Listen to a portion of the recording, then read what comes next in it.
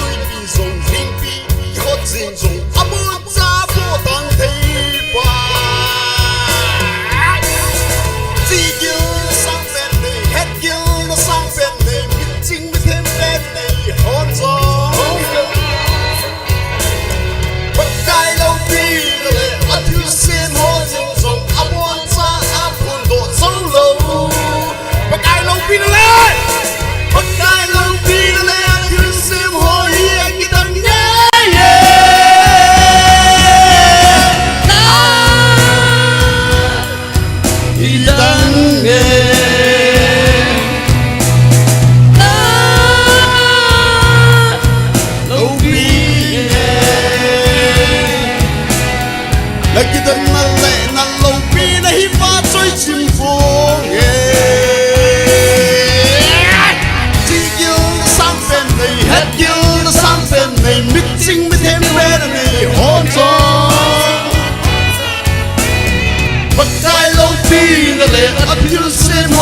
dùng áp ôn cha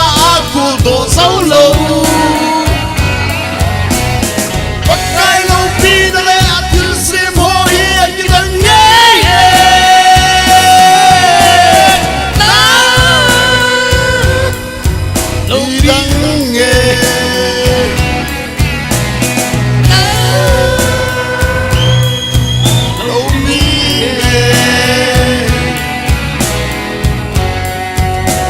thank you cái quan về KSO president he KSO te chula sa thiam muwe khut be pe te KSO te adingin chung ki lawo pe thei dang la kan hen ngo singer pu KSO cookie singer organize chicken pe thei pen he ki pa me cookie singer organization ho ki thu pina in a long KSO chuตัวจูอาบานอัปรามเฮอิกานะเดียวหงายดิ่งไอ้ตานคอมมิตี้ฮอพัดกันเห็นเปนโลดีวิน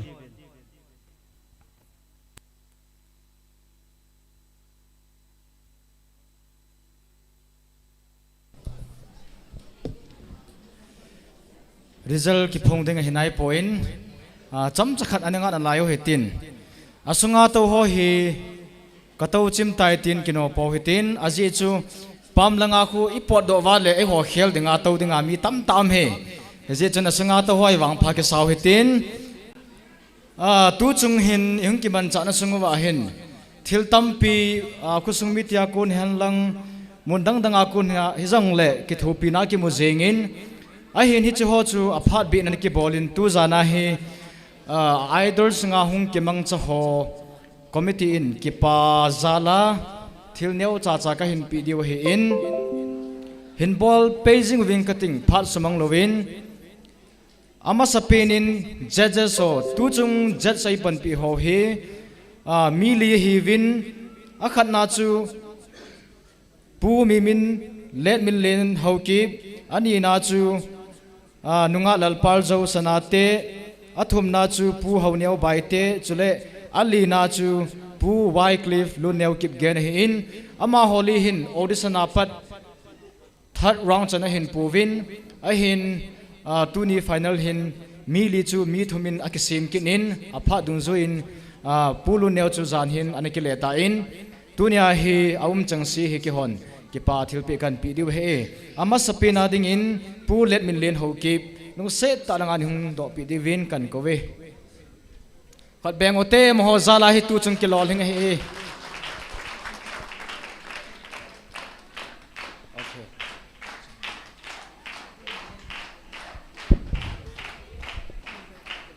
Kathange Gospel Idol Season 3 theme lim lemel kanei laisen kapathin wa choila sange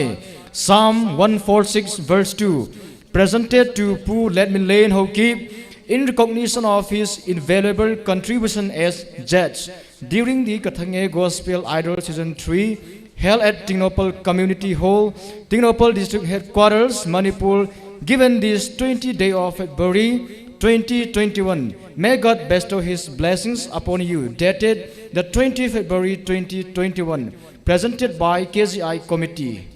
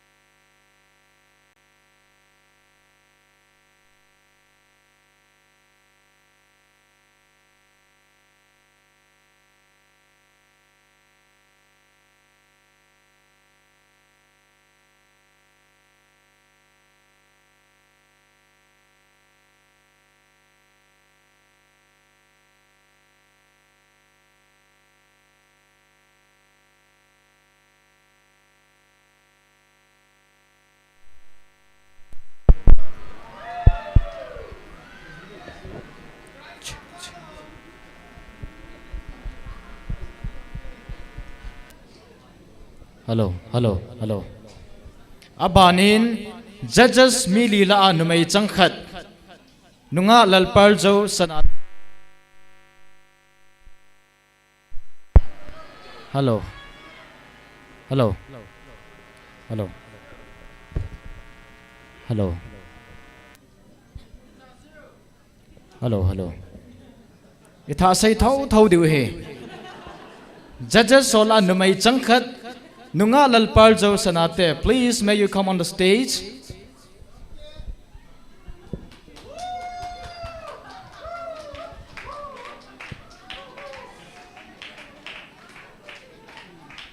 Memento hi awarding ke banga hi zin hin simdo dazing in kate.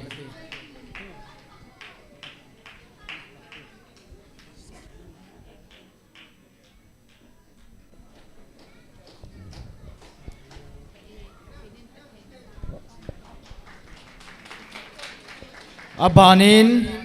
pu hauneo baite kahin kauve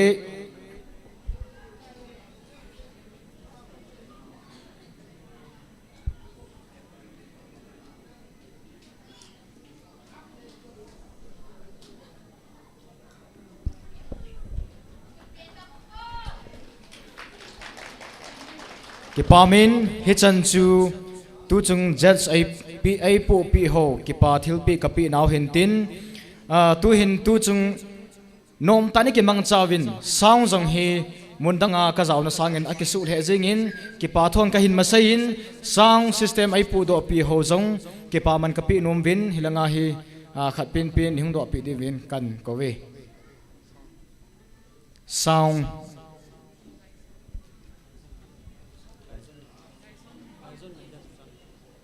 sang ho amo kimin vo na hi company hi Lizon Media Churachandpur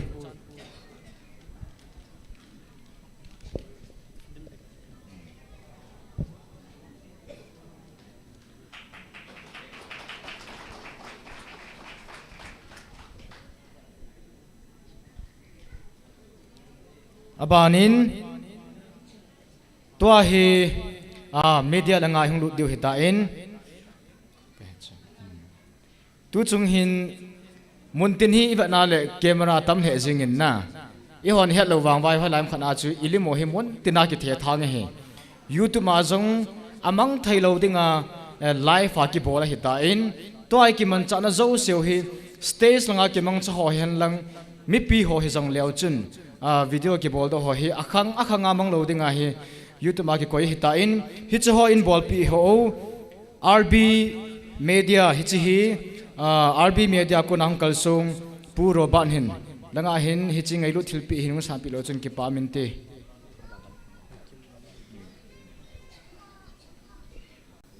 puro bat RB Media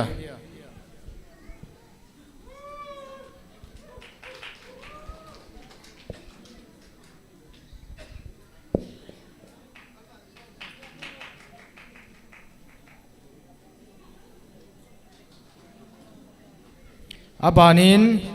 hoikim media magun hama hi boina khat jam lo hintin chule hilanga video coverage apatna video coverage hen lang lim hi jong le man beya cheng khat chang la lo hela ai bol pio MB Media pu mangboi tau thang ke pa pinan khot be pio te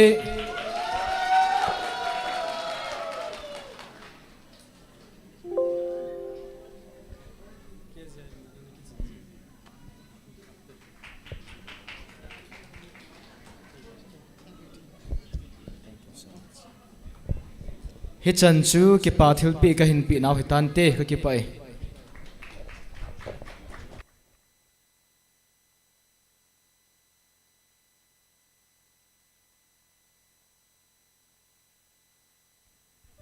hello ei phar ki tai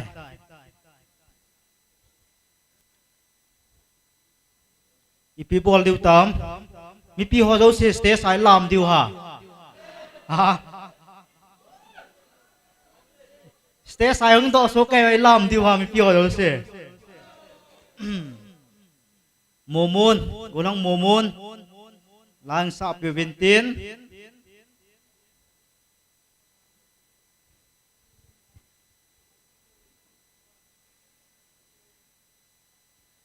kan vet le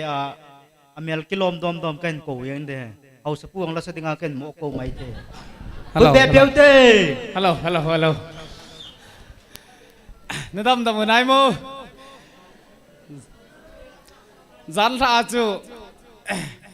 Mang pha cùng lùi sao lại cái mang pha tạ vậy. Ai về là tôi nên lại bye bye tiêu tiền bón cha vin na. Khốt ra ui tiền. À gì chú bye bye tiêu lâu vài là gì ngã pa na chú bye bye gì nghe na. Cũng không lên kít cả. Gì chun.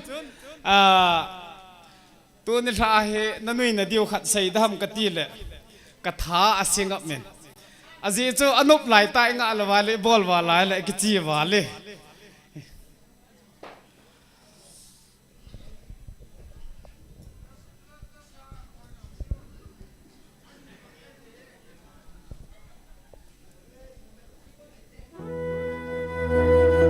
Hãy dâu xin sao tên à.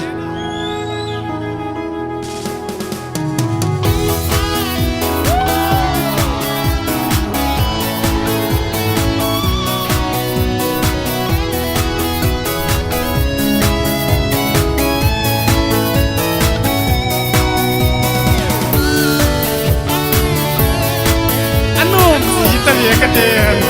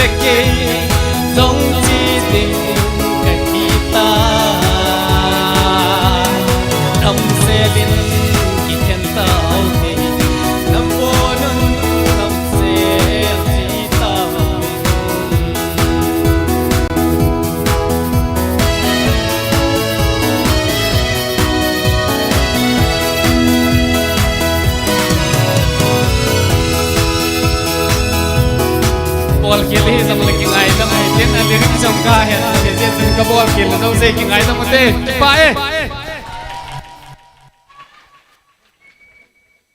ke ho yong bye bye nang yong bye bye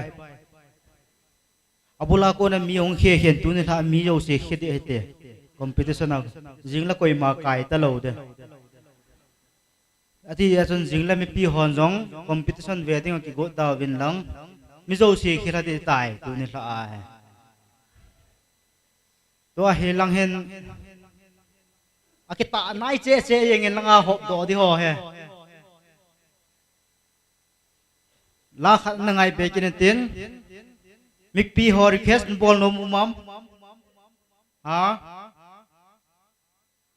ke ji ai te nau sian ko to khat de nau sian ko te hoya mam nau sian chu ai mui tom in pom do wo ga pu i mui nga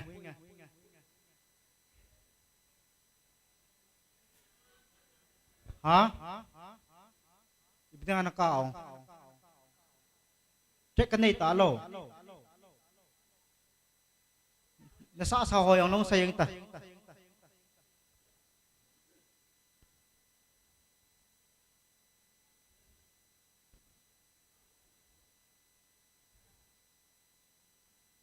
nasa sa ho ka yong long sayang ta la hi po lo ko lo pe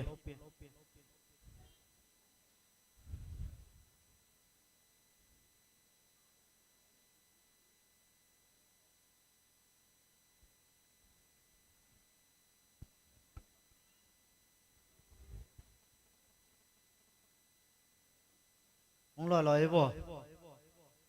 cái tin sót nôm lâu he ra chặt cái hết dễ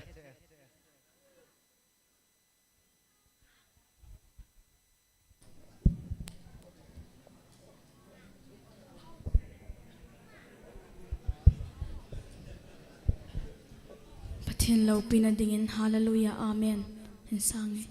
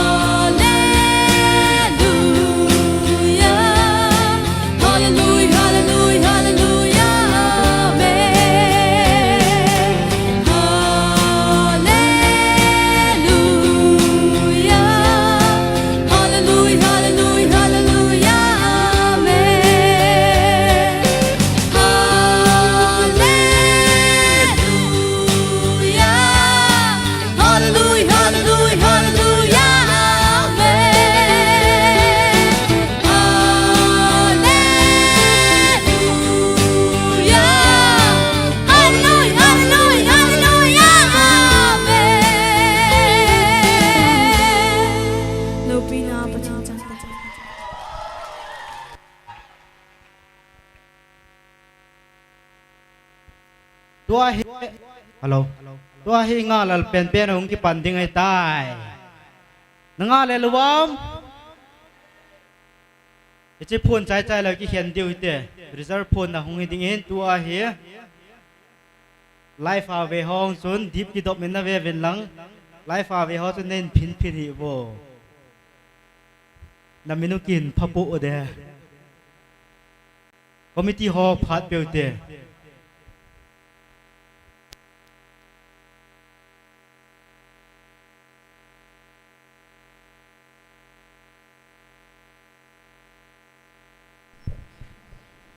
กำมาสังอาจัดสวดเตาเล่นันวัสกับชีจินจ้าจูก็ห้องคุณแล้วก็เก็บพัดจีเฮมีปีโฮลสุงอาเตาเฮหันหลัง YouTube channel a live ave hoi jong le inanga lal jingu kathange gospel idol season 3 top 10 result ke phong dang hita in result hi aphun hal he jengin piham ke khang to jam han lang mila phun hilovin online a ke phong le ti zo hi dei sa hi in hi jong le upgrade hun ke bowling hi in tu zan hin iwang phat na khan u chu hol sunga hi kisim han lang hi le mi him hi zali zanga ta bang hi ding hin pam langa puma hi ai hin youtube ma khu viewer khu sang som le sang ni lang hin na he chu ke ji a hi a support atamin chule atasat atame ti chu hi in ipi hi le phat sot la lovin result ho hi phung do ngal pe hi tin ka hin ko do ho hi chilangai na hung deving kan ti me tu chung KGI season 3 grand finale top 10 finally so he amino hin phun kating ka hin phun chulanga he stage langa hung yin do divin kan ti me ama sa pen in contestant number 7 hem kuchon hoki address M Bongmol Sisipul district hem kuchon hoki khat be pelte ama lem nan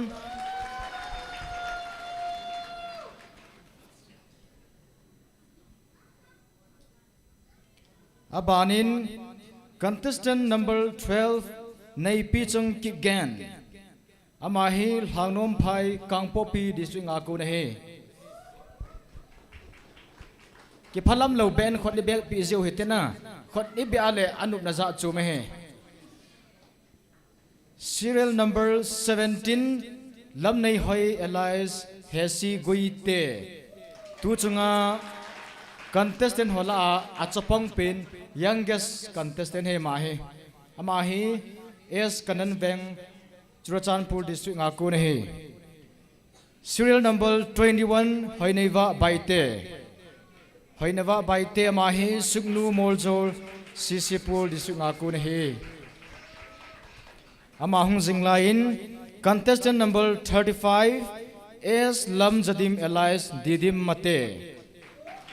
Didim hi hechi a na kusung Tingnopal village Tingnopal district mama he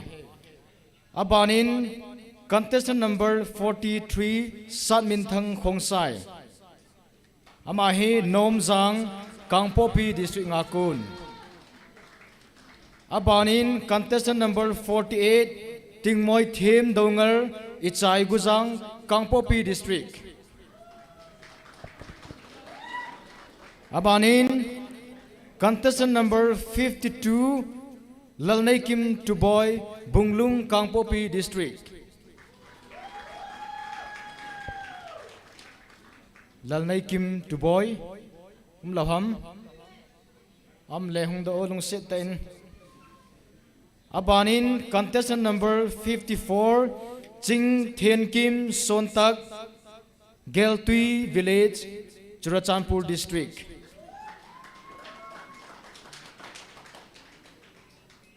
abanin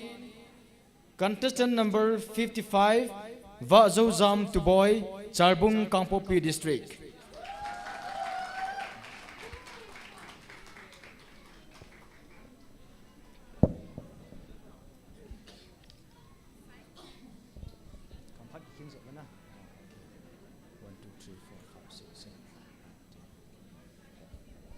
ama ho si he tu chung KGI season 3 contestant mi som nga la nga athim chi kitiat na hi in adi sanin ki sei behan lang hi le tingnopal hi gamning koi khat hi in mun atam zo dinga hi gam ha hi in hichilaya screening a hung thei kiti chu athim lo panglo ti na he hichilaya athim hola mi som nga la nga kitiat na la mi som ki heng do ho he tu dil ha hi tu zana hi top 1 apat 10 chan ki phung ding hi in a felum lo ti na he bon chawa hi a pass hi in khachu top 1 hilowa top 10 hum khat a hi zong le a chi na chu ama title hi KGI season 3 top 10 tia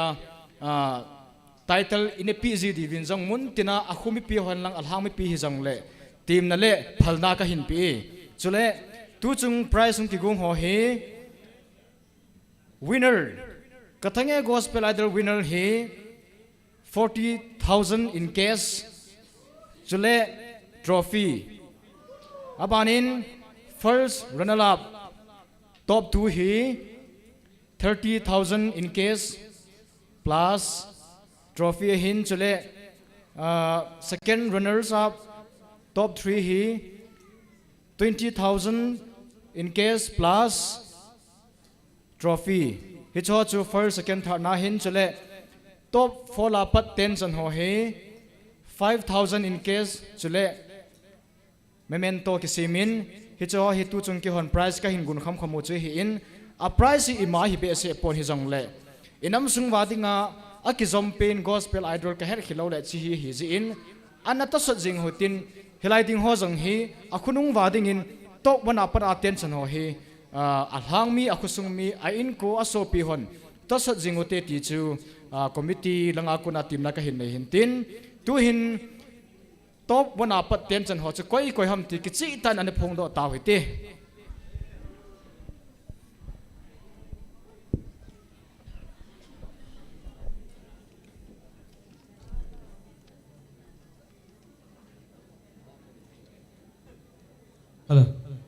hello inga zingu chu unhung hi ta zin ananga zingkit na layo hitin top 10 apara hung ki phong ding hi zin idi bo zong ni kidap pan theo itan contestant mi som hi tu chung top 10 ho hi paidar hung kitet na wala pi khat bo se ra kite ro hi in chu tua hi koi chu top izar ham ti chu ana vetaute chule phondo benum khachu amang ohe asang thein KGI season 1 to 2 ki bol sang in jang upgrade hong ki bol ji chun lapiang hi a ha he jing in na a hin hoitana sadovin hi jang le mak tham khana ki hi ji chun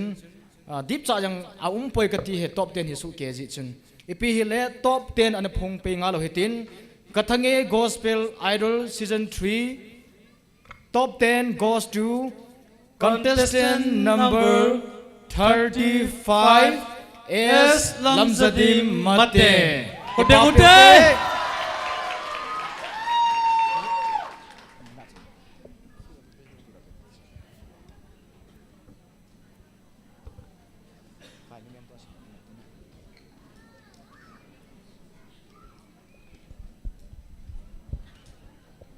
Tu zan hi memento sim jing diu pon thota ning ai pi diwen kan ti me mi pi ho kathange gospel idol season 3 theme lim lemel kanai lai sen kapathen wa choila sange psalm 146 verse 2 presented to as Lamzadim Elias Didim Mate Tingnopal district for winning the top 10 of Kathange gospel idol season 3 held at Tingnopal Community Hall, Tingnopal District Headquarters from 16 to 20 February 2021. Given this 20 date of February 2021, may God bestow His blessings upon you, dated the 20 February 2021, presented by KGI Committee.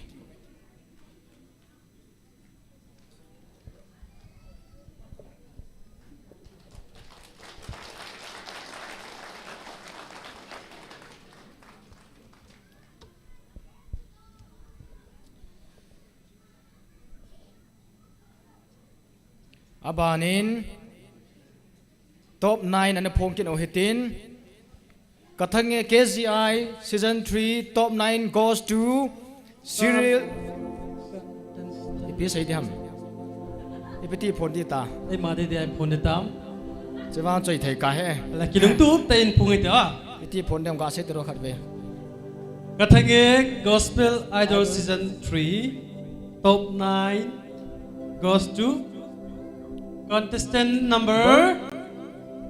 55 Miss Vazozam to boy ke pa pyote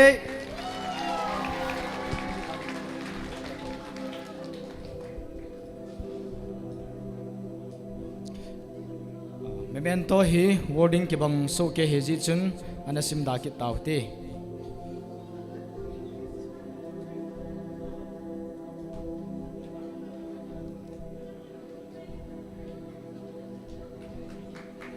abanin top 8 ke yang ko hiao ko tai top 8 an phong do hitin KCI season 3 top 8 goes to Miss Neipi Chong Kip Gen serial number 12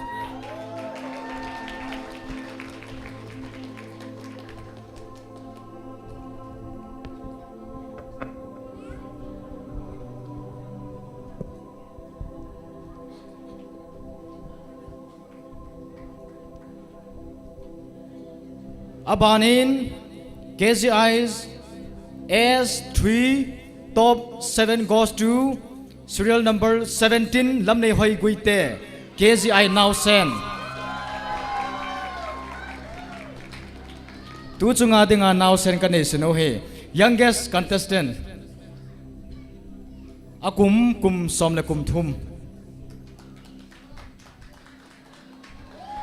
ama chunga hin sai beti kan nei no min KCI hi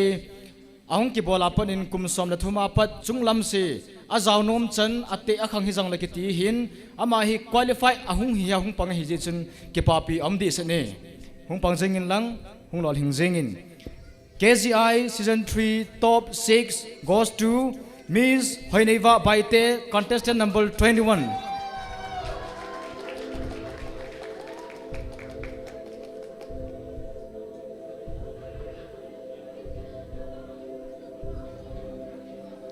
Miss Hoineva hi lasa ajing se hilawa Sisipur district sunga dinga volleyball player la dinga he thai khat jang chu he chule top 5 goes to serial number 48 Miss Tingmoi Thim Donger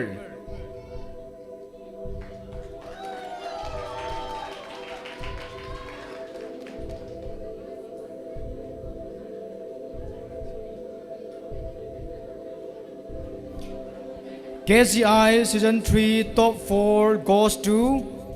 contestant number 52 Lalnai Kim to boy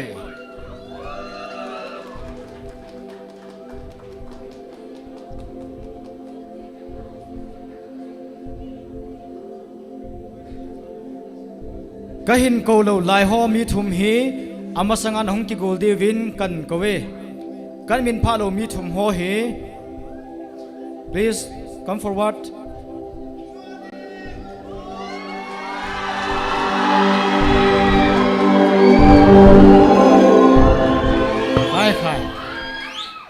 kachanga ka phun ngam lo je in chairman pan in phun hu kit le ki pamin te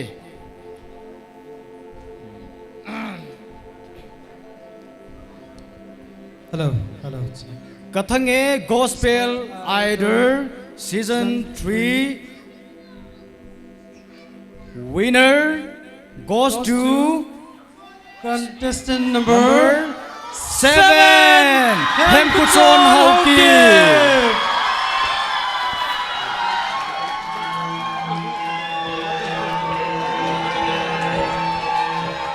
aban le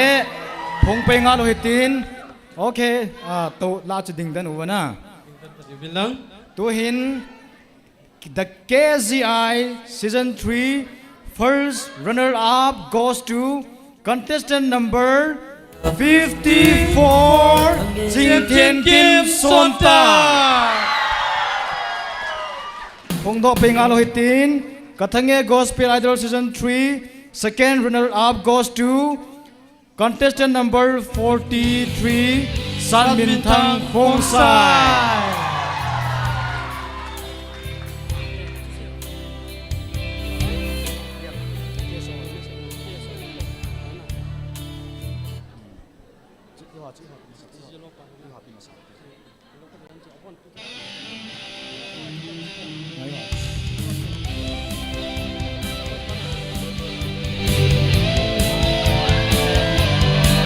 Mr. Hem Kuchon Nanga Hangu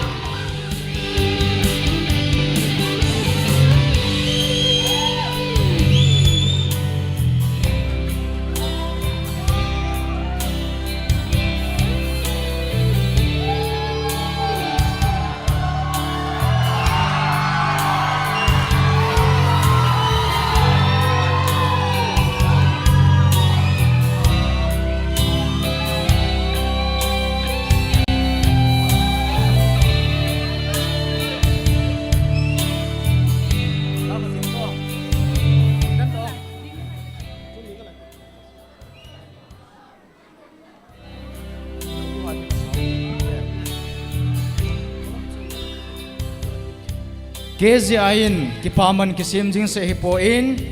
winner KZI season 3 he Blessed Home Pelelin Zong Kipaman na hin pivin Hijong hipido na hong na kipamin te Chukil le Hitijing se chu hilovin KSO Tingnopal in Zong Kipamanin Amlam niyo kanin pivin Zong hitar kipamin te Hichi ako sung in pipun ihong pido pio laki pamente aman jang api nom kit dane hena khot be pio te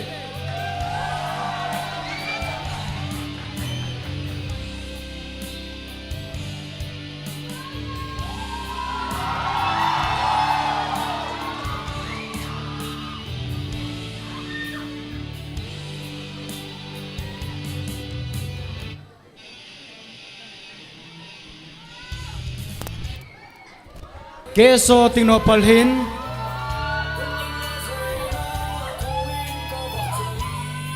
Keso Tingnopal hin to 1 jing se hilawa to 1 2 3 ho president bolo he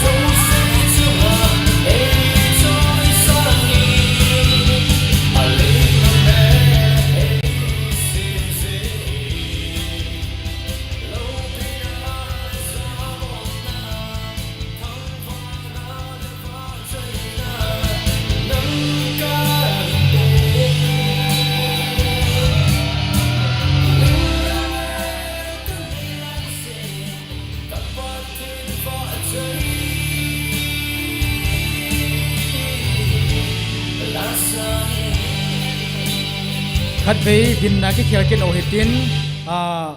winner alai taung dingin tin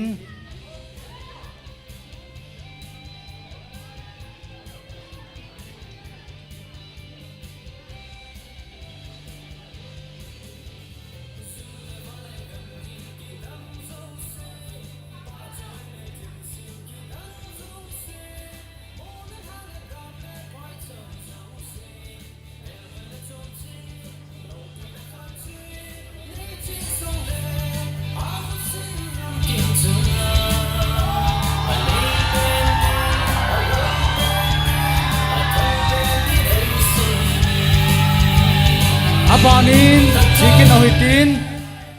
langa top 4 to 10 hozong aning ninga hitin pidi rin kan kowe please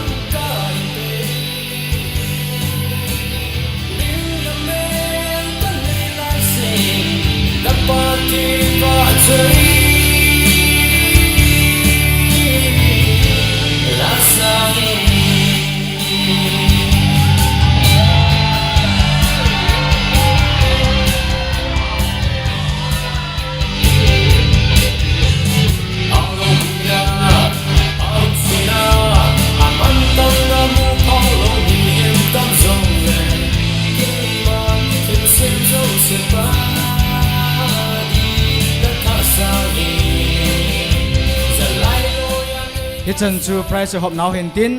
ki khan lam ting jong le lim kilan hanu men tin price pi do phat chan chu tan ti lung se tani tu pi tawo ki pa me hi chan chu committee hop phan tan ti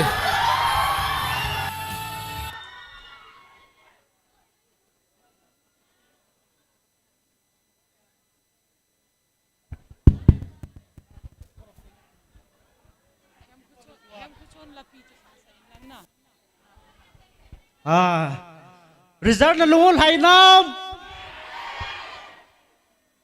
lung hay dâu xe khát về không eo vô nè bọn nó bị lung hay số kê dù bên cái bao mê life về ho dòng lung hay điều cái ta sa nên ai vang suna cái xây bằng in prediction cái ho lên coi man xây đi bồi đi số kênh phun đó he tua KGI season 3 winner Mr. Ham Huson in alapi khat ven sa de tua he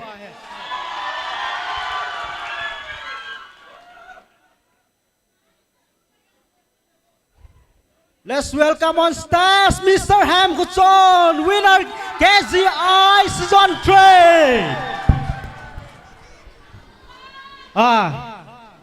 anh không ai tiêu Son mi pi ho hen lang ko hyong na ki pa thu se no mane ala pha chom pha kita pa ina masa penin kadi wa ku na ka hin tup jing chutu ni hin pathin ai pitain chumute hi chi hi tu nai chala ji khom zo si mi pi ho zo sin hi ven jlem ka in su mi te na hi ven ka loi ka gol te na hi ven no hon nei ngai lut nau le nei to sat zalo wa hi chan hung kai ka hi in jle pathin ko ma ka taw na jing tu ni hin aga ka mu in hi cho zo si hi ka lung lit na ho he han nang chule ka ki sun na ho hi tino por mi pi te ho zo si khat chi na chung chiu wa ki pa thu ka sei na hoi nei tir kho no thu changa ko na hi chan ka ya hi lungam ta pangama tua hi hi chi winner season 3 winner hi kamu thei hi zin no ho chunga ka pa in chule adi senin pathen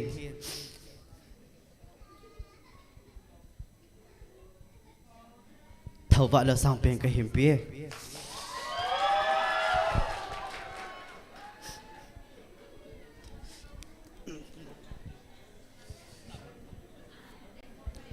lapi hin sang track hen sa pe wo nam langa chu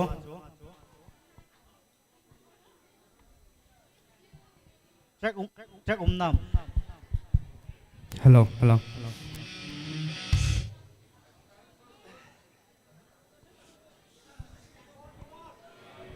tiếng nói per mi pi tia zo si pathin in pathe na bu tau han ka je pa he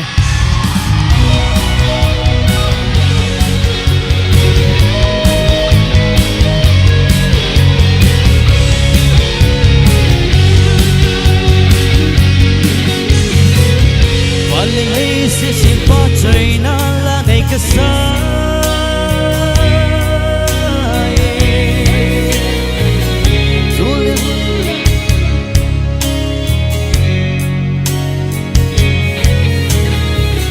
Đây lệ vang na hat chung nung pen ka va chơi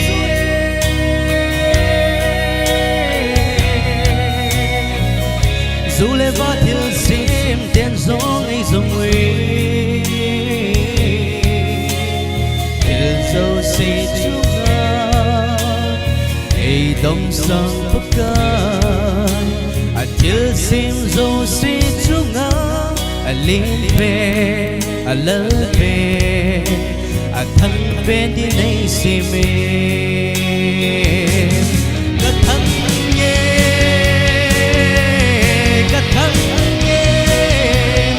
và ngồi như sim dấu xin ấy trôi sang đi đi mà mẹ là ấy xin lâu vì đã lệ xa bồ na vật vật chơi na nắng ca hiện về lim lim mê cái này lại xe cặp ba thiên và chơi lá sang nghe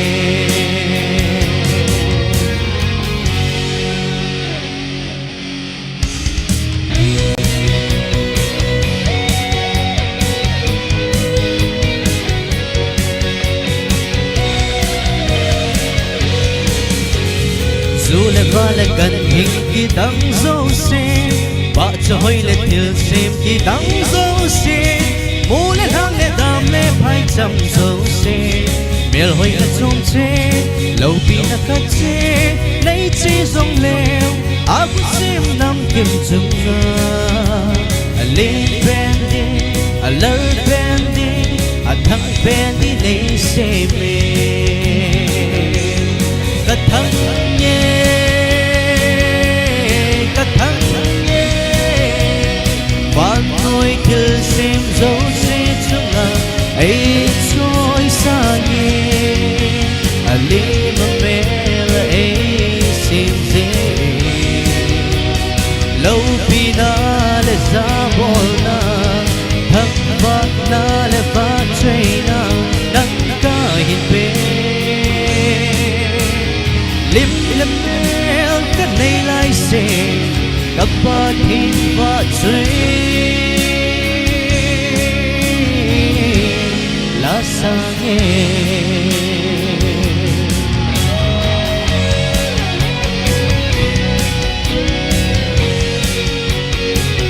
bây giờ sự sao cho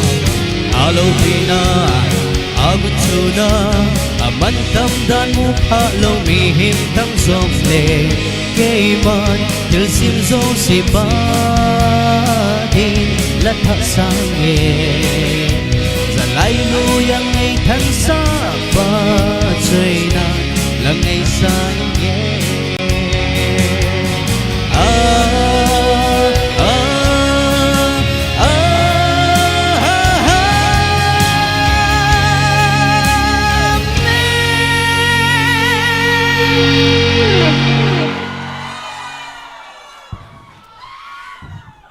tiếp về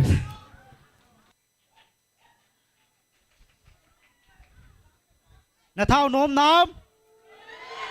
là sai câu bè điềm khen điều tầm tu nên ha 1 2 3 lá sa sa phone tên na năn đâu muốn nóm hả nghe là tu ha top tu cho coi tai hả top tu coi ham top tu min he Jing Tian Kiem Suan Tak Amala sa tingin anak ko kinutay Abana na ko kitingin top 3 Ay hong pepaw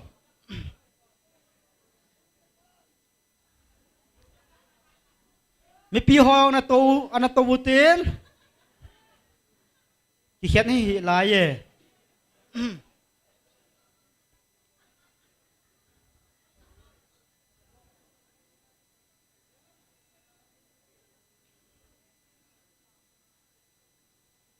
Ki pa thu hen lang lung Hello. ha thu hen lang Hello, pi hello, long la hello, pa chom hello. kan in bango Pathin vợ trên là đình in tâu pa bol sa hi lấy thằng tilan sa nghe.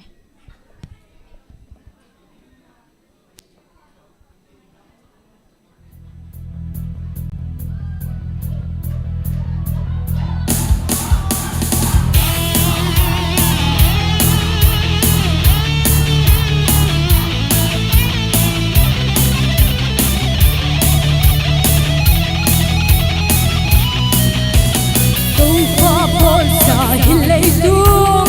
elo melo me ni le ka le aksite to pa hoina benai lo tu ni chang dong to pa hoina benai lo to pa bol sa hilei tu elo melo me pa hoinam til mole kwa to pa na hoina tu sema tu ni chang dong to pa hoina benai lo ni kan ni chang to pa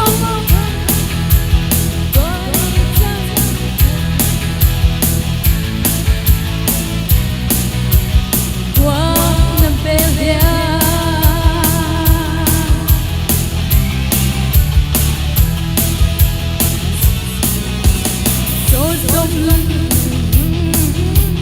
lấy tung cuốn pin xa xôi mi tên tô pa tu đôn lơ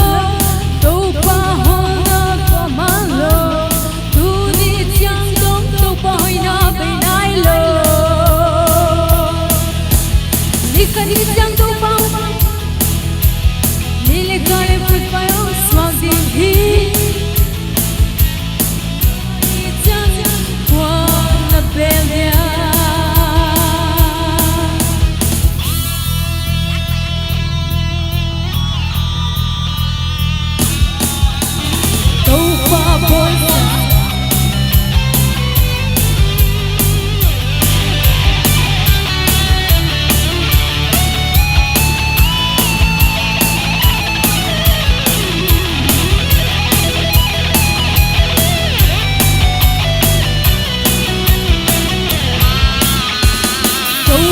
bolsa hilei tu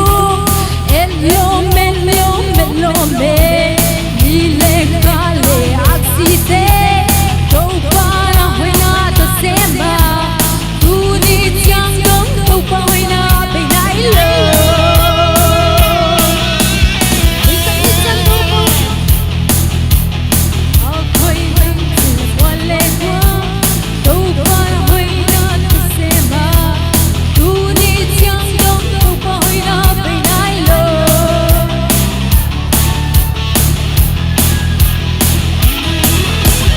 ni ka ni chang to pa pai ton ni le ka le phut pai hoi swang zina ni le tu a chang kam ding na ka ni chang wa na belia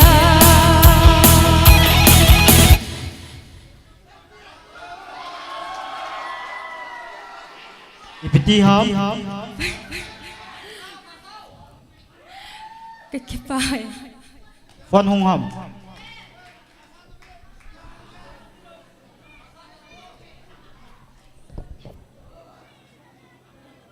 nghe cho không cái lâu cà phê thế sun pan pi thế gì chỉ bên hem bộ cái này hè à cô ngô này cái lá để tầm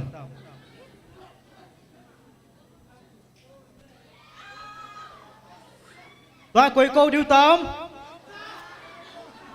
thằng cha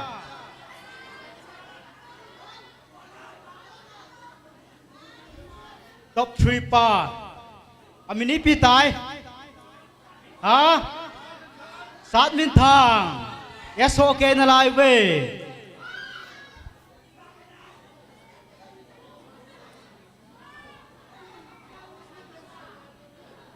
ama committee on parliament nom nu da này anh phải tự đi committee on part cần pe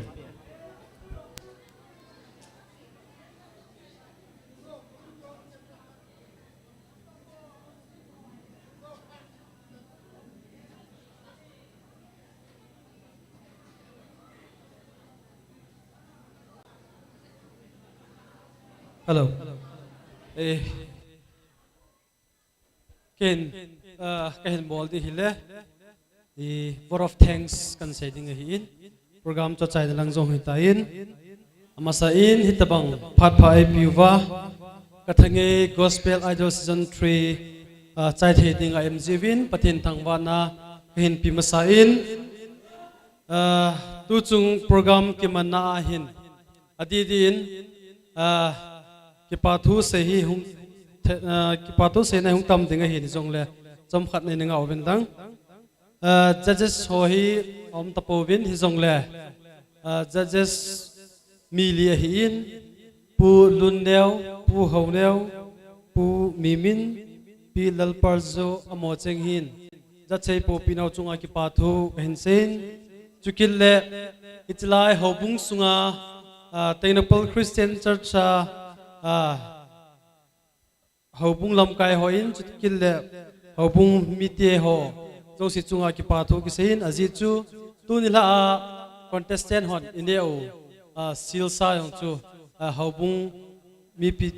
te hon apio tiang chu ka hin sei do nomin hobung lam kai ho chunga ki pathu ka hin sein chukil le itlai kusunga in pi pu pu John H sang kulen ama in hitabang mun nei phal piwa program ho lol hen theam ji hi ama zal hezin ama chunga ki patho ken sei kirin chukil le tu chung ki khomna hin jail hin chukil le sunagi na zong kinai VLF office hin chukil le chair ki vai ho hi 50% tabang hi VLF hon evat pio hi ji chun VLF fo chunga ki patho ken sei kirin chukil le blessed home palel kuna zong tu chunga projector ki manga hi in keyboard chukil le guest sound ki kovin proprietor pa chu ama zong hi apan na sangin ama chum le phale ding hi in hi zong le blessed home te chunga zong ki patho akisein adi din tu chu mi hizak ki ko bang win asal sohi amlowa hi le thil na to tham langa hi bui dinga hi zin nunga golang kusunga nunga golang ho asal sai pan pi ho zo se namin chiu pa hi zong lew itabanga phat na phat man tamu kezia ya dengan hin pi do zivin no ho chong chiang ki patho en sein chukil le guess hian nang contestant zat zong le mi pi lo ting le program hi rol hing lo ding a hi zi chun program hungha mi pi te ho zo se kusung mi hian nang kuzit khobya kuna hungkal sung hi zong lew na bon cha chung wa ki pathu ka hin sein a chai na pe na tu chung program ke man na prize sponsor a bor pyo hin music sound system sponsor a bor pyo hin chukil le ki thu pina hin pi ho zo se na bon cha chung wa zong ki patho ka hin sei kirin a chai na penin tu chung KZI committee in wall ki to ki ka mano hi KSO Tainopal block te in ai pu do pyo hin ki vai hin awai man lo hela free ai man sau hin ji chun KSO Tainopal block president ki lato kompi ho zo si chung azong ki patho ken sen ki pathu seina ka pha chan chuin lang ka te ka ki pai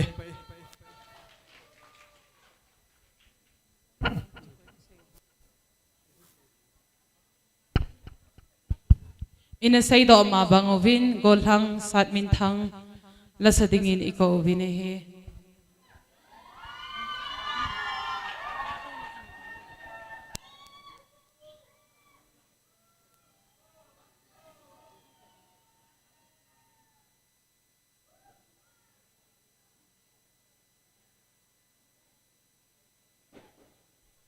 Hello.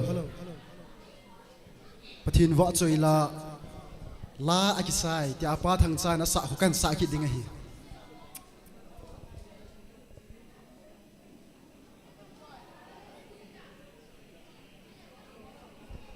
Hello.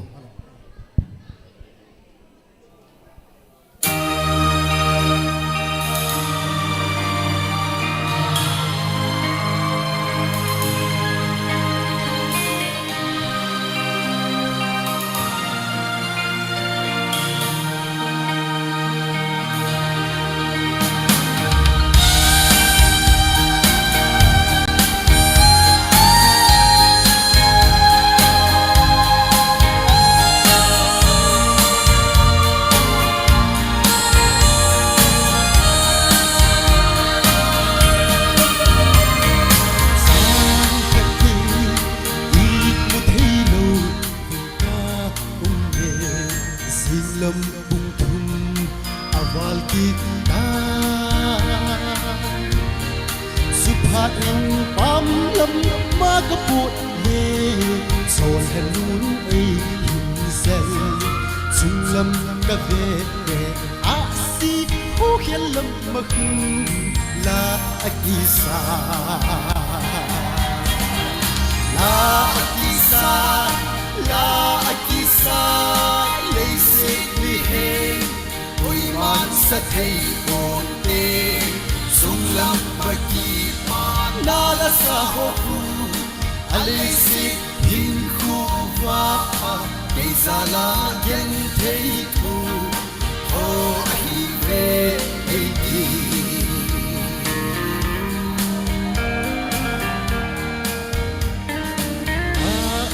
ดัง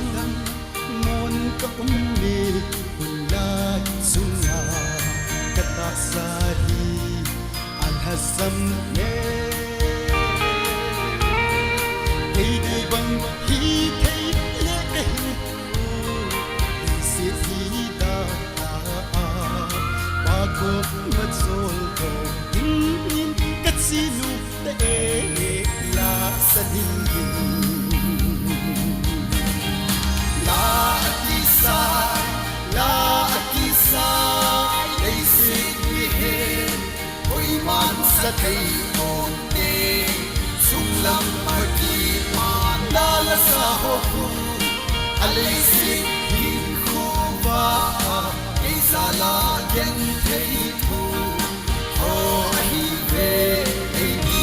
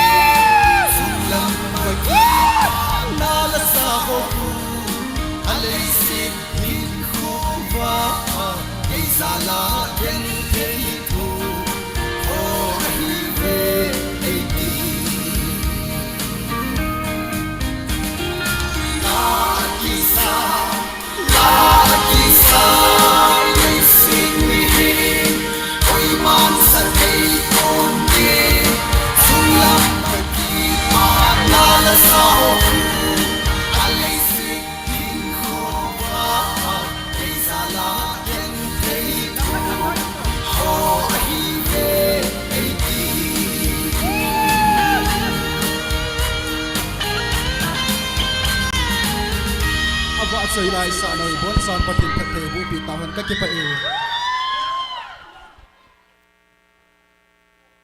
ki paumin gol thang sat min thang akuna wa choila ngei ta ingai yu to ki thonin phat hi khum khana ane nei taw hitin phat khum kha tawna ai nei pi divin pa es tongmang tawna ai nei pi divin ka hin kove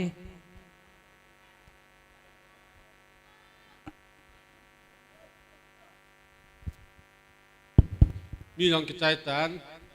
ที่จะเป็นนิวาประเทศก็มาหลานก็เห็นอาจารย์น้องประเทศก็มาจะปาทุเสตเวตาวนั้นมันก็แต่ถือเสียมรู้สิหงกุนโดนะจะหอยสิกบวนเจ้ากิเลสกิเลสหิงจิงกับประเทศอามาสตะเอ็นฮิตบังปัดโลปีตัดดำในปีจิเวนก็จะไปนำเป็นเทียงโลปีตัดกระทังวัดเฮประกายตูจุงเกจิไอหังจะเป็นนี่แดดสมลูกเนี่ยเป็นนาตูดิจันดำเสนาในปุถุงว่านว่าใจลาหอกำเบมเบมากันสะว่ามีปีเตหอยองประกายดำเสลากันไงละว่า ตัวนี้อาจารย์นี่คูจันเกในปุจาโลเวนอาเวลินกิปาทุเซนนังมากระทังวะเวนเฮตูพาแต่ประเทศกับพาดหอโจสิกันใจตาเวนประกายขังจะมันจะสุงว่ามีปีเตหอหินลำไก่เตหอหินกระบอกเคโลกระเซเคโลเดวาจิเลกิปาวาจิอากระบอกเคหอโจเสลุงสิตในงานดำดิวินกตาเวนเฮตัวมันจะแค่นึงเกตาเวนประกายก็จะแค่เตงโอและประกายเทนำมาละเกาเทงินก็มันมันเตียนจิวเลยก็จีน่าจะนวัดนางมาละเกาเทงเดียร์ทำปีว่านลุงสินั้นนังไงลุนอฮีอากิระนอนเตียงยองเลยตัวสังหารจุลพยานังมาทังว่ามากมุเทกินเรื่องวินกบอนจามันละเกาเข็นละเกาเทียงขัดจีนเด็กทำปีว่าในปีเรื่องวินจะปาทูเสียนมินทังว่าปุมาเฮียนาฮีกับประกาศยิสุคริสตานมินทิงปนากองเตาฮีอาเมนกิปาอุเมมีปีเตหอโซเซประเทศนินภาษาเลซีซัน4อันนี้กิมุโตตาวฮิเตอันดัมเซลเชียวเต